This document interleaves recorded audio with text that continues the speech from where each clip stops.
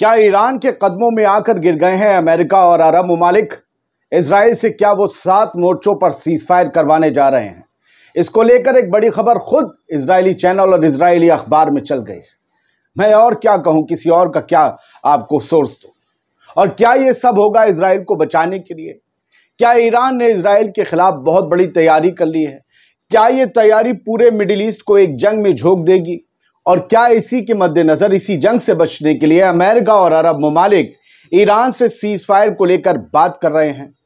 जबकि अब से पहले ये सब लोग ईरान को पूछते तक नहीं थे। खासकर सीजफायर की बातचीत में तो ईरान से बात तक नहीं की गई थी अब तक। यानी 1 अक्टूबर को इजराइल पर किए गए हमले के बाद ईरान ने तमाम कैलकुलेशंस बदल दी हैं। और क्या उसने ये दिखा दिया है कि हिम्मत से अगर काम लिया जाए तो सुपर पावर को भी एक वीकर निगोशिएटर बनाया जा सकता है। आइए समझते हैं द टाइम्स ऑफ इजराइल की ये खबर क्या कहती है। आजाद बोल इंडिया आपका चैनल है, कर लीजिए सब्सक्राइब। आपके साथ में आदिल खान आजाद। हाँ, एक छोटी सी बात जरूर कह दूंगा, कुछ मीडिया के दोस्त हैं हमारे, कुछ और 1-2 व्यूअर्स हैं, उन्होंने मेल किया है, बताया है कि कुछ चैनल्स हमें कॉपी कर रहे हैं, हूबहू हमारे टाइटल उठा लिए हैं। यहां तक कि हमने नाटो बताया ईरान के और एक्सिस के गठबंधन को, तो वो भी कॉपी कर लिया। हमारा हेडलाइन शो का टाइटल, हमारा दुनिया भर की खबरें का टाइटल, ये सब कर लिया। मैं उनसे कहता हूं, आपके पास मिलियन सब्सक्राइबर हैं, अपनी अकल लगाइए, करिए कोशिश, हो जाएगा। थोड़ी बहुत भी करेंगे तो हो जाएगा। अपने नए प्रोग्राम बनाइए, नकल करके आगे नहीं जा पाएंगे। लोग अभी मुझे मेल कर रहे हैं, कल दुनिया को दिखाएंगे, आप ख्वार हो जाएंगे। ऐसा मत करिए, अकल लगाइए, थोड़ा बहुत कर लेंगे आप, मुझे उम्मीद है। द टाइम्स ऑफ इजराइल की हेडलाइन में लिखा है कि जंग के सभी मोर्चों पर सीज फायर के लिए अमेरिका और अरब ममालिक कथित तौर पर ईरान के साथ बातचीत कर रहे हैं। अखबार ने यह खबर इजरायली टीवी चैनल 12 की 8 अक्टूबर को टीवी पर दिखाई रिपोर्ट के हवाले से छापी है। यह रिपोर्ट तमाम इजरायलियों ने देखी और जो हिब्रू समझते हैं उन्होंने भी देखी। अखबार ने उसी रिपोर्ट को अंग्रेजी में दिया है, जिसके मुताबिक अमेरिका और अरब ममालिक ने सभी जो युद्ध के मोर्चे हैं, जंग के जो मोर्चे हैं, वहां पर एक साथ जंगबंदी के मकसद से एक व्यापक युद्ध विराम यानी कि कॉम्प्रिहेंसिव सीज फायर के लिए ईरान के साथ गुपचुप तरीके से बातचीत शुरू की है। चाहे वो लेबनान का मोर्चा हो, चाहे गजा का मोर्चा हो, वेस्ट बैंक का मोर्चा हो, सब खामोश किए जाएंगे। ये बातचीत चल रही है। चैनल 12 न्यूज ने बताया कि इजराइल इस पहल में शामिल नहीं है, लेकिन सीनियर इजरायली ऑफिशियल्स को इसके बारे में इन्फॉर्म कर दिया गया है कि बातचीत चल रही, खटाई मत डालना। दोस्तों, इजराइल इस बातचीत पर गुस्सा भी जाहिर नहीं कर रहा है, क्योंकि अंदर ही अंदर बेंजामिन नेतन्याहू भी ये चाहते हैं कि जंग का जो रायता उन्होंने हर तरफ बिखेर दिया है, उसे किसी भी बहाने से समेट दिया जाए, बूंदियां चुन ली जाएं। वरना जिस ईरान की प्रॉक्सीज ने 1 साल में इजराइल को खोखला कर दिया है हमले कर करके, अगर वो ईरान डायरेक्ट खुद जंग में उतरा तो इजराइल पूरा तबाह हो सकता है। मईशी तौर पर तो होगा, मिलिट्री एतबार से भी होगा। अमेरिका में इलेक्शन भी हैं, मिडिल ईस्ट एक बड़ी जंग के मुहाने पर है। याद रखिएगा दोस्तों, कल ही मैंने आपको बताया था कि ईरान के तेज तर्रार foreign minister mister Araghchi Saudi अरब के हुक्मरानों से गजा और लेबनान में सीज फायर करवाने और इजराइल को सबक सिखाने, उसके जुल्मों को गिनाने, इन तमाम मुद्दों पर बातचीत करने के लिए मिस्टर अराक्ची रियाद जाने वाले हैं। आज निकल गए। यानी सऊदी अरब और ईरान पहले से ही बातचीत के लूप में हैं।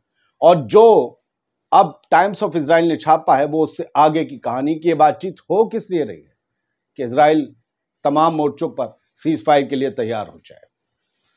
दूसरी खबर जरूर सुनिएगा। अरब ममालिक और अमेरिका की तरफ से ईरान से बातचीत करने की एक और वजह है ईरान की एक बड़ी धमकी। आप रॉयटर्स की रिपोर्ट देखिए, जो एक बड़े ईरानी ऑफिशियल के बातचीत के जरिए छापी गई, जो रॉयटर्स से उन्होंने बातचीत की है। एक सीनियर ईरानी ऑफिशियल ने कहा है कि तेहरान ने तमाम गल्फ कंट्रीज को, खाड़ी के देशों से, अरब देशों से कहा है कि अगर वो ईरान के खिलाफ अपने एयर स्पेस या मिलिट्री अड्डों का इस्तेमाल करने की इजाजत देते हैं तो ये नाकाबिले बर्दाश्त होगा। और ईरान ने वार्निंग दी है खुली और साफ तौर पर कि इस तरह का कोई भी कदम अगर उठाया गया अरब ममालिक की तरफ से तो उसका जवाब भी माकूल मिलेगा। पिछले हफ्ते के ईरानी मिसाइल हमले के लिए यह माना जा रहा है कि इजराइल जवाबी कार्रवाई करेगा। और इन सब के बीच ये ईरान का बयान आना अरब ममालिक की फिक्र बढ़ा जाता है। उधर ईरान के फॉरेन मिनिस्टर अब्बास अराक्ची आज तमाम बातचीत के लिए सऊदी अरब और दूसरे गल्फ कंट्रीज के लिए रवाना हो चुके हैं। वो भी इस बात को यकीनी बनाएंगे कि इजराइल की किसी भी हिमाकत में कोई भी अरब देश किसी भी तरह से मदद ना करे। अब अगर अरब ममालिक मदद नहीं करेंगे, सोचिए, बस तसव्वुर कीजिए, यहां से आपको बेंजामिन नेतन्याहू का हथियार डाल देना समझ आ जाएगा। डिप्लोमेसी समझिए, ईरान के फॉरेन मिनिस्टर गल्फ कंट्रीज में जाकर ये कहेंगे, देखो बिरादर, हम शिया सुन्नी हो सकते हैं, लेकिन हम दुश्मन की नजर से देखे जाएं तो सिर्फ मुसलमान हैं जो हमें इसी एतबार से मारता है। तो बिरादर, बात ऐसी है कि तुम अमेरिका को या फिर इजराइल को अपने अड्डे नहीं देना, अपने एयर स्पेस में से उनके फाइटर जेट उड़ाने या उनकी मिसाइल ले जाने की इजाजत मत देना। इतना कर दो बस, तुम्हें और कुछ नहीं करना है, बाकी हम निपट लेंगे। क्या इजराइल, क्या ईरान, वो क्या अमेरिका, माफ कीजिएगा, ईरान ने कहा, यही कहेंगे।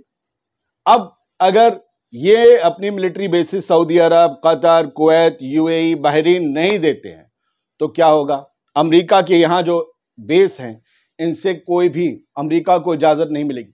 देखिए, इजाजत लेना जरूरी है, उनके अड्डे हैं, ऐसा कोई दादागिरी नहीं चल रही है। बाकायदा पेपर वर्क होता है कि हमें उनकी मदद करनी है, हम ये कर रहे हैं, आप पास करो, प्रेशर भी होता है। लेकिन अगर हुकूमतें अड़ गई अपने मुस्तकबिल के लिए और अपनी सिविलियंस की हिफाजत के लिए कि भाई हमें भी तो नुकसान होगा, तुम तो वहां मिसाइल गिरने से इजराइल में नहीं बचा पाए, हमें कौन बचाएगा? अगर उन्होंने मना कर दिया तो अमेरिका इन अड्डों को इस्तेमाल नहीं कर पाएगा, जो भी उसके सीरिया में है, इराक में है, या फिर अरब ममालिक में, सऊदी अरब में, यूएई में है, नहीं कर पाएगा। उनका एयर स्पेस अगर इस्तेमाल करने की इजाजत नहीं दी कि यहां से फाइटर जेट उड़ते हुए जाएं ईरान तक, तो मुसीबत। और जॉर्डन को खास तौर से कहा जाएगा। तो भैया, अभी तो खैर वो कतर, सऊदी अरब जा रहे हैं, इराकची। तो इस हालत में क्या फिर रह जाता है जब इजाजत नहीं मिलेगी? क्योंकि एयर डिफेंस जॉर्डन का, अमेरिका का लगता है, तब जाकर इजराइल में ये बैलिस्टिक मिसाइलें कम गिरती हैं, थोड़ी इंटरसेप्ट होती हैं। इस हालत में क्या होगा? जब नहीं मिलेंगे मिलिट्री अड्डे और नहीं मिलेगा एयर स्पेस, तो फिर बातचीत की जाएगी, उस हमले को टालो जो तुम पर एक बहुत बड़ा हमला वापस करवा सकता है। तब बात होगी सीज फायर की। और आप याद रखिए कि अब मेन की प्लेयर इस सीज फायर का ईरान होगा। ईरान, और वो 1 अक्टूबर के हमले के बाद जो उसने जाहिर कर दिया। लोग पूछते हैं उसमें कितने मरे? अरे मरना छोड़ दो सर, कभी रिपोर्ट बाहर नहीं आएगी, सैटेलाइट इमेजेस ही आ रही हैं बाहर। ईरान ने घुमाकर तो रख दिया है, अब सारी जिम्मेदारी अरब ममालिक पर है। अगर वो थोड़ा सा ठोस तरीके से खेल गए, जो आज तक उन्हें लानतें पड़ रही हैं गजा के मजलूमों की या लेबनान की हिफाजत ना करने के लिए, वो तमाम लानतें दूर हो जाएंगी। 7 मोर्चों पर एक साथ सीज फायर हो जाएगा। ये 2 रिपोर्ट्स आपको बता रहे हैं। चलते चलते 2 हेडलाइन और देख लीजिए। ये हेडलाइन आपने पहली देखी टाइम्स ऑफ इजराइल की और राइटर्स की, दोनों बड़े अखबार हैं दुनिया के। तीसरी द गार्जियन, आपको मालूम ही है, जो अखबार अंग्रेजी पढ़ते होंगे उन्हें भी मालूम होगा, जो नहीं पढ़ते होंगे उन्हें भी। Could Saudi Iran talks prevent Lebanon from turning into second Gaza? क्या सऊदी और ईरान के बीच की बातचीत लेबनान को दूसरा गाजा बनने से रोकेगी, बचा पाएगी? अब आप इस फोटो में देख लीजिए, पेज़ेश्कियान है और foreign minister of Saudi Arabia है। 2 अक्टूबर की ये तस्वीर है, और ये तस्वीर आपको पता है दोहा कतर की है। लेकिन लेबनान को बचाने की बात नहीं है, एक रीजनल वॉर को रोकने की बात है। ये आप देखिए, आज तक हमारा हेडलाइन दे रहा है, ईरान इजराइल जंग रोकने के लिए बैकडोर डिप्लोमेसी। अमेरिका और अरब देश कर रहे ये कोशिश, वो कोशिश हमने आपको बता दी, यही बैकडोर डिप्लोमेसी है सर। और चलते चलते मैं आपको एक हेडलाइन और बता दूं, US not seeking war with Iran, pentagon. इसका हम हेडलाइन शो में देंगे, आपको पूरी बताएंगे डिटेल। हेडलाइन शो थोड़ा देर से आएगा, क्योंकि ये 2 आपको वीडियो दिखाए ना, जल्दी थोड़ा गैप रखना पड़ता है। तो जब बड़ी स्टोरीज होती हैं तो शो थोड़ा खिसक जाते हैं। तो US not seeking war with Iran, Iran से जंग नहीं चाहता अमेरिका, ये पेंटागन ने कहा है। बदल रहा है मौसम, winter is coming, winter is coming. बहुत बहुत शुक्रिया, थैंक यू वेरी मच। बहुत प्यारे लोग हैं आप, आपकी वजह से 3 लाख तक पहुंचने वाली है फैमिली आजाद बोल इंडिया कि आप सभी को मुबारकबाद, आप सभी को मुबारकबाद। मैं कुछ भी नहीं था, सब वो और आप। बहुत शुक्रिया, सब आपका है।